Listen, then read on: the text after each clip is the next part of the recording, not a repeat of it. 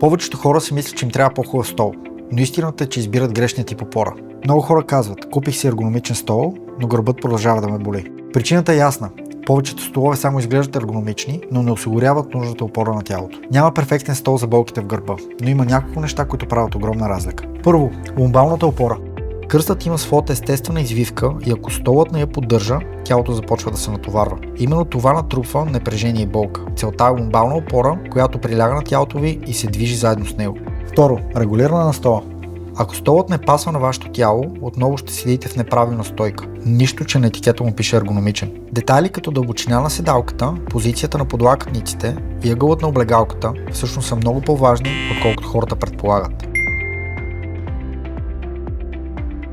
Третото нещо, което почти всеки пренебрегва – движението. Да стоиш напълно неподвижен с часове е основна причина за дискомфорт. Стола трябва да ви потиква да седите правилно, но не и да ви ограничава. И последно, качеството на изработка. Хубавите материали не са само въпрос на лукс. Те гарантират, че опората ще остане същата, без значение колко дълго използвате стола.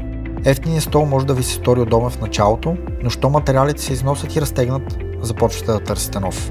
Ето за това няма универсален стол за всеки човек. Всеки има индивидуални нужди за комфорт и ергономия, особено ако прекарвате дълго време на стола. Има столове, които залагат повече на опора и други, които залагат повече на гъвкавост и движение.